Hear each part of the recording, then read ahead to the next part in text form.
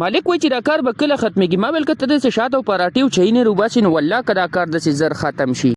سلامونه دی وی ټولو لونډانو ته. زه لونډ سړی نن په سهار په یخنۍ کې راووتم بهر دی ډاګ ته، د لونډانو دی ډاګ ته. خو چې په ډاګ کې مې وکتل نو یو لونډ هم په نظر نه راتلو. خو موسم چې کوم دی رو صفا کېدو ولو مست موسم جوړېدو ولو، خو یاره سهار کې ډېره زیاته یخني وه. ما خو خیر څادر تاو کړی وم، لونډ وم او یخته مخته مې سیټ کړي وو. نو په دې ټایم کې چې کوم زما هغه بل پارټنر راغلی بس هغه سره زه په موټرسایکل کېناستم. زه خو لونډ وم، خیر څه مسله نه ده. بس هغه سره په موټرسایکل چې کله کېناستم غټ روډ ته راووتلو د خیره سره. په دې کې تلو چې منګه د کوچیانو دارالعلوم خواته راورسېدو، کوم چې زمونږ د کلي راټول نه غټ دارالعلوم دی چې ډېر زیات مزېدار دی او ډېر زیات ښکلی دی. خو د هغه ځای نه چې راپاڅو نو راورسېدو شیرګړ بازار ته. لونډانو په شیرګړ بازار کې هم دومره زیات رش نه و، ځکه چې سارو غونډ لونډان په کور کې څومره چې واده کړي دي او که لونډان دي ټول هم په کور کې.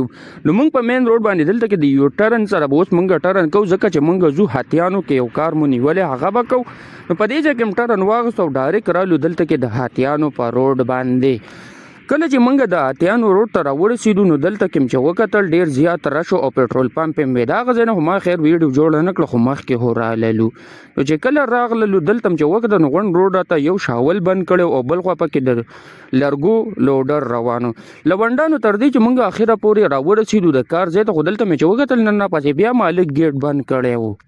د غونډو لونډانو یو ریکویسټ کوم چې زما د یوټیوب د چینل سره لازمي سبسکرایب کړئ او دوستانو سره مخکې شیر کړئ. نو چې کله دلته کې وکړل غونډې خټې وي، ځکه چې د چپسو کار مونږ کوو، د چپسو په کار کې ډېر زیاتې خټې کنیکشن یې سم سیټ کړو. دلته کې زه لونډ سړی په کټ کې کېناستم، هغه بل انور علي هلک هلته تاوېدو.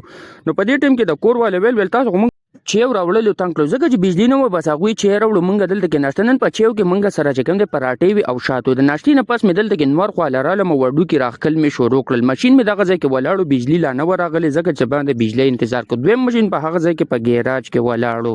نو چې څومره هم درنه کېږي دا ویډیو لازمي د دوستانو سره شیر کړئ. په دې ټایم کې چې کله بجلی راله نو بس ما خپل ماشین سٹارټ کو او کار مې شروع کړ چې زه ورته ډېر زیات خوشحاله وم. ځکه د دې ولاګ د دویمې حصې انتظار در سره لازمي وکړئ.